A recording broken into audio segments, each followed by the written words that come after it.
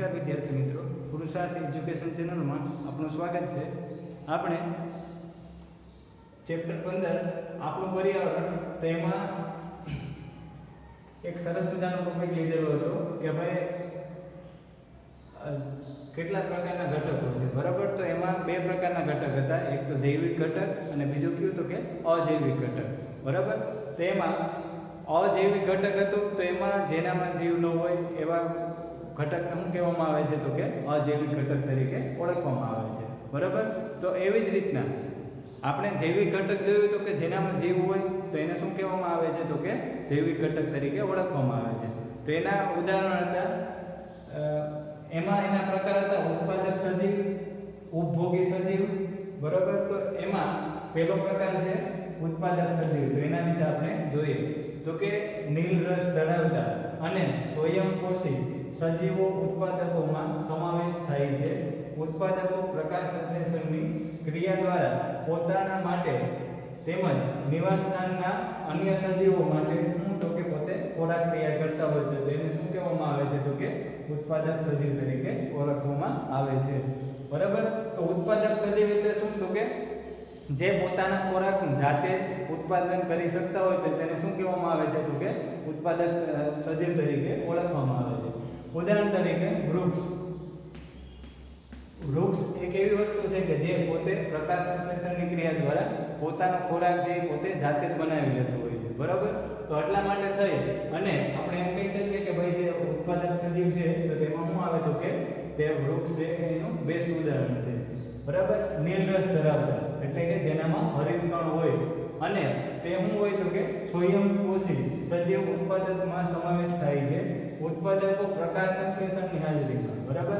પ્રકાશ સંશ્લેષણની હાજરીમાં તમને ખબર છે કે ભાઈ વૃક્ષ છે એ પોતે પોતાની રીતે ખોરાક તૈયાર કરે છે, તો તેને શું કહેવામાં આવે છે તો કે ઉત્પાદક સજીવ તરીકે ઓળખવામાં આવે છે. અને આમાં બીજી વાત પણ એક એડ કરેલી છે કે ભાઈ તે પોતે અન્ય સજીવો માટે પણ શું તો કે પોતે ખોરાક તૈયાર કરતા હોય છે, બરાબર. વૃક્ષ એક એવી વસ્તુ છે કે જે પોતે અન્ય સજીવ માટે પણ શું તો કે ખોરાક તૈયાર કરતા હોય તો તેને શું કહેવામાં આવે છે તો કે ઉત્પાદક સજીવ તરીકે ઓળખવામાં આવે છે, બરાબર. એની વ્યાખ્યા નીલ રસ ધરાવતા અને સ્વયંપોષી સજીવો ઉત્પાદકમાં સમાવેશ થાય છે. ઉત્પાદકો પ્રકાશ સંશ્લેષણની ક્રિયા દ્વારા પોતાના માટે તેમજ નિવાસ તંત્રના અન્ય સજીવો માટે ખોરાક તૈયાર કરે છે. ઉદાહરણ તરીકે વૃક્ષ. એવી જ રીતે એમાં બીજો ટોપિક આપેલો છે કે સ્થળજ નિવાસ તંત્રમાં લીલી વનસ્પતિ તેમજ જલજ નિવાસ તંત્રમાં વિવિધ પ્રકારની લીલો ઉત્પાદકોમાં ઉત્પાદક સજીવ તરીકે આવે છે. તમને ખ્યાલ છે કે ભાઈ મોટા ભાગે જે નિવાસ તંત્ર છે, બરાબર, એમાં કુદરતી નિવાસ તંત્રના 3 પ્રકાર છે, બરાબર. સ્થળજ, પછી જલજ અને બીજું તો કે રણ હતું, બરાબર. તો એમાં આપણે સ્થળજ નિવાસ તંત્રમાં શું તો કે જંગલ, બરાબર. તો જંગલમાં શું આવે છે તો કે લીલી વનસ્પતિ તરીકે એ ઉદાહરણ આપણે લઈ શકીએ. અને બીજી કઈ વસ્તુ છે તો કે જલજમાં, બરાબર. તો જલજમાં શું છે તો કે તળાવમાં મોટા ભાગે શું હોય તો કે વિવિધ પ્રકારની લીલ છે તેનું શેમાં તો કે ઉત્પાદક સજીવોમાં તેનો સમાવેશ થાય છે. એવી જ રીતના બીજો પ્રકાર છે ઉપભોગી સજીવ. ઉપભોગી સજીવ એટલે શું તો કે તે પોતે પોતાનો ખોરાક છે જાતે તૈયાર ન કરી શકતા હોય, બરાબર. તો નીલ રસ વિહીન એટલે કે હરિતકણ જેનામાં ન હોય, બરાબર. અને વિષમપોષી સજીવ ઉપભોગી સજીવમાં સમાવેશ થાય છે. આ સજીવ છે પોતે જાતે ખોરાક તૈયાર કરી શકતા નથી, બરાબર. જેનામાં હરિતદ્રવ્ય ન હોય, બરાબર, એટલે કે જે પ્રકાશ સંશ્લેષણની ક્રિયા દ્વારા પોતાનો ખોરાક જાતે તૈયાર ન કરી શકતા હોય અને બીજાના ઉપર આધાર રાખતા હોય, બરાબર. તો એવા પ્રકારના સજીવને શું કહેવામાં આવે છે તો કે ઉપભોગી સજીવ તરીકે ઓળખવામાં આવે છે. ઉપભોગી એટલે કે બીજા ઉપર આધાર રાખવો, બરાબર. તો એના 3 પ્રકાર. અને આ જે સજીવ છે એ પોતે જાતે ખોરાક તૈયાર નથી કરી શકતા, બરાબર. એટલા માટે તેને શું કરવામાં આવે છે તો કે એને બીજાના ઉપર આધાર રાખવો પડે છે, બરાબર. તો એના 3 પ્રકાર છે, એક તો તૃણાહારી, બીજો પ્રકાર છે માંસાહારી, ત્રીજો પ્રકાર છે મિશ્રાહારી અને ચોથો પ્રકાર છે પરોપજીવી, બરાબર. તો હવે પરોપજીવીમાં વાત કરીએ તો એમાં તૃણાહારી એટલે સજીવ કોને કહેવાય? તો કે જે ઘાસ ખાતું હોય ને એવા પ્રકારના સજીવને શું કહેવામાં આવે છે? તો કે તૃણાહારી સજીવ તરીકે ઓળખવામાં આવે છે. ઉદાહરણ તરીકે હરણ, સસલું, બરાબર. તો આ જે સજીવ છે એ શેમાં સમાવેશ થાય છે? તો કે તૃણાહારી સજીવમાં સમાવેશ થતો હોય છે, બરાબર. બીજી વાત છે માંસાહારી સજીવ, બરાબર. તો જે પોતે માંસ ખાતા હોય, સિંહ, વાઘ, બરાબર. સિંહ જે ભૂખ્યો મરી જાય, બરાબર, તો એ ઘાસ નથી ખાતો. શા માટે? કારણ કે તે પોતે માંસાહારી છે. એટલે કે જે માંસ ખાતા હોય, બરાબર, સિંહ, વાઘ, એને શું કહેવામાં આવે છે? તો કે માંસાહારી સજીવ તરીકે ઓળખવામાં આવે છે. એના પછી છે મિશ્રાહારી. મિશ્રાહારી એટલે કે જે ઘાસ પણ ખાતું હોય અને જે માંસ પણ ખાતું હોય, બરાબર. મનુષ્ય એક એવો પ્રાણી છે, બરાબર, કે જે પોતે માંસ પણ ખાય છે અને ઘાસ પણ ખાય છે. પછી વંદો અને રીંછ, બરાબર. તો આ જે ઉદાહરણ છે શેના છે? તો કે આ મિશ્રાહારી ઉપભોગી સજીવોના ઉદાહરણ છે, બરાબર. અને લાસ્ટમાં શું છે? તો કે પરોપજીવી, બરાબર. તો પરોપજીવીની વાત કરીએ તો પરોપજીવી એટલે મોટા ભાગે શું હોય? તો કે તે પોતાનું આખા અસ્તિત્વ છે બીજા ઉપર આધાર રાખતો હોય, બરાબર. અમરવેલનું નામ તો મેં સાંભળેલું છે કે ભાઈ અમરવેલ છે કોઈ પણ બીજા ઝાડ ઉપર રહી અને પોતાના આખો જે વૃક્ષ છે, બરાબર, એની ડાળી છે એ ઉત્પાદન કરતી હોય છે. અને પરોપજીવી એટલે તો કે પોતાનો જીવ છે બીજા ઉપર જ મોટા ભાગે શું હોય? તો કે બીજા ઉપર આધાર રાખતી હોય. તો એવી વનસ્પતિ શું છે? તો કે પરોપજીવી. તો આ રીતના ઉપભોગી સજીવના કેટલા પ્રકાર છે? તો કે 4 પ્રકાર છે. એક તો તૃણાહારી, માંસાહારી, મિશ્રાહારી અને પરોપજીવી, બરાબર. તો આ રીતના તમને ઉદાહરણ આપેલા છે. તો ઉત્પાદકો એમાં મોટા ભાગે વનસ્પતિ અને બીજું શું આવે છે? તો કે લીલ આવે છે, બરાબર. અને ઉપભોગીમાં ક્યાં છે? તો કે 4 પ્રકાર છે: તૃણાહારી, માંસાહારી, મિશ્રાહારી અને પરોપજીવી, બરાબર. તો આ એના ઉદાહરણ આપેલા છે. નમસ્કાર વિદ્યાર્થી મિત્રો, પુરુષાર્થ એજ્યુકેશન ચેનલમાં આપનું સ્વાગત છે. આપણે વિજ્ઞાનમાં ચેપ્ટર 15મું આપણી આસપાસનું પર્યાવરણ, બરાબર, એટલે કે આપણું પર્યાવરણ, તેમાં એક સરસ મજાનો ટોપિક છે વિઘટકો, બરાબર. તો વિઘટકો એટલે શું? તો એના વિશે આપણે અભ્યાસ કરવાનો છે.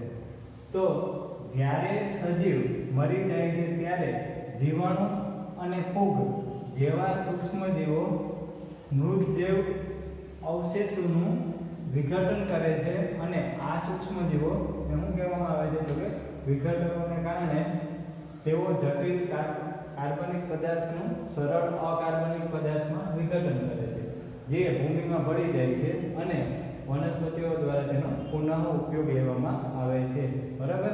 આ વસ્તુ શું કહેવા માંગે છે? તો કે જ્યારે સજીવ મરી જાય છે, બરાબર, આપણે ખ્યાલ છે કે ભાઈ કોઈ પણ પ્રાણી મરી ગયું, ભેંસ કે ગાય કે મરી ગયું, તો ત્યારે 2 કે 3 દિવસ પછી જાય તો ખાલી એના કંકાલ જોવા મળતા હોય, બરાબર. માંસ ને બધું છે એ ખવાઈ ગયું, બરાબર. તો એ કોણ ખાઈ જાય છે? એ ખાવાવાળું કોણ હોય છે? તો કે જીવાણુ. જીવાણુ એટલે કે બેક્ટેરિયાની વાત થાય છે, બરાબર. અને ફૂગ જેવા સૂક્ષ્મજીવો, મૃતજૈવ, બરાબર, મૃતજૈવ અવશેષો એટલે કે એના જે માંસ હોય છે, બરાબર, એ અવશેષોનું વિઘટન કરે છે, બરાબર.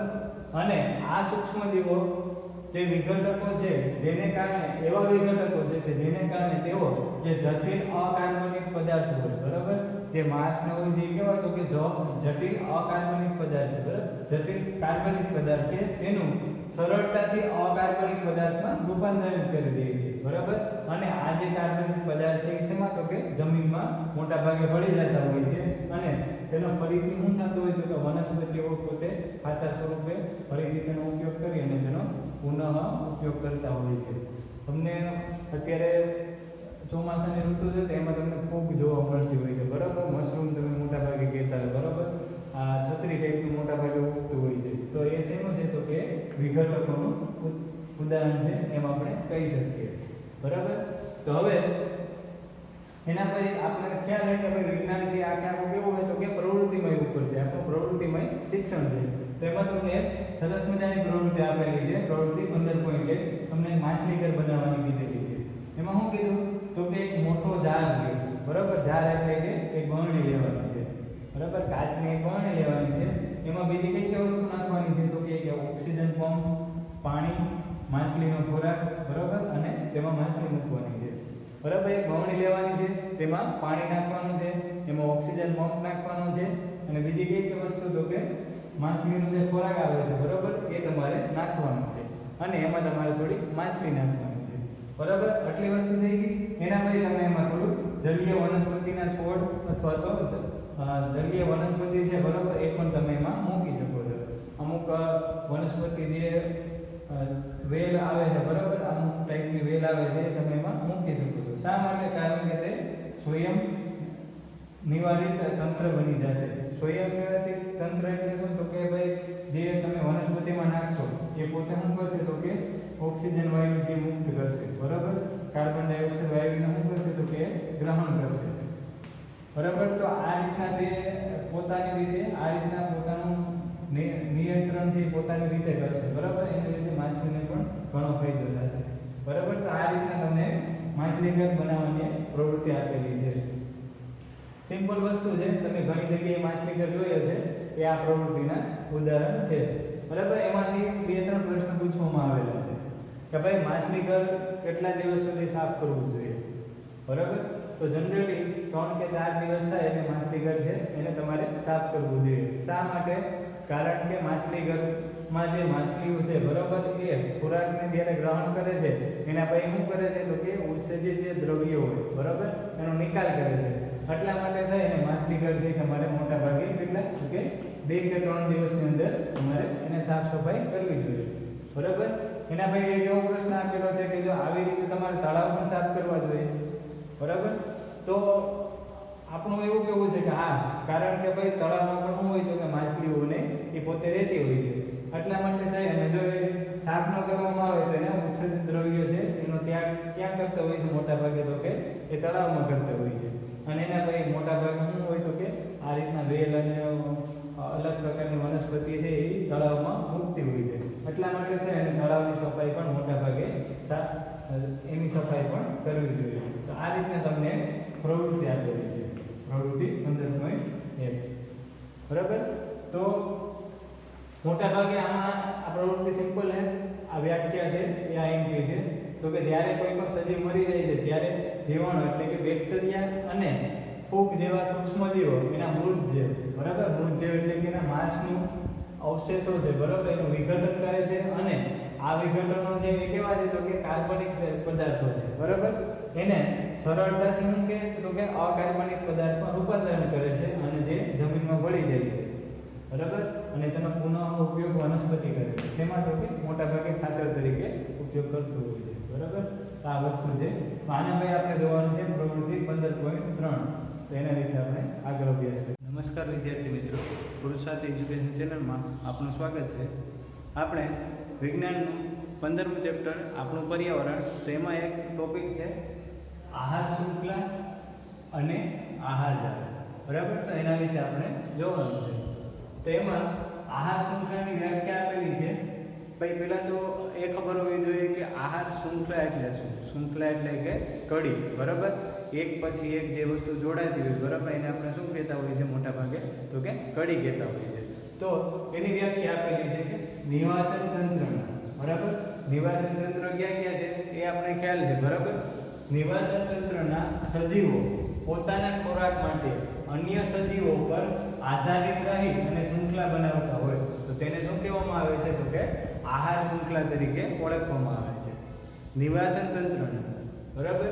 નિવાસન તંત્ર એટલે કે સપોઝ કે તમે જંગલની વાત કરતા હોય બરાબર. તો કે જંગલના જે સજીવ છે બરાબર એ આહાર માટે શેના ઉપર? તો કે આહાર એટલે કે ખોરાક માટે અન્ય સજીવો ઉપર બરાબર. નાનું પ્રાણી જે મોટા પ્રાણીને ખાય એનાથી મોટું પ્રાણી એને ખાય બરાબર. આ રીતના જે રોટેશન હાલતું હોય એને શું કહેવામાં આવે છે? તો કે આધારિત રહી અને શૃંખલા બનાવે છે તેને આહાર શૃંખલા તરીકે ઓળખવામાં આવે છે.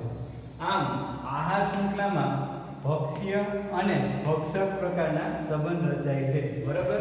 હવે આમાં 2 પ્રકારની વાત થાય છે. એક તો ભક્ષ્ય અને ભક્ષક એટલે કે એક ખોરાક ખાવાવાળો અને બીજું કોણ? તો કે જે ખોરાકનો શિકાર બનેલું છે એ. ઉદાહરણ તરીકે ઉંદરડો છે બરાબર એ તીતી ઘોડાને ખાય તો એમાં ભક્ષક અને ભક્ષ્યની વાત થાય છે. એટલે કે જે મોટો હોય શું હોય? તો કે ભક્ષક હોય એટલે કે ખાવાવાળો.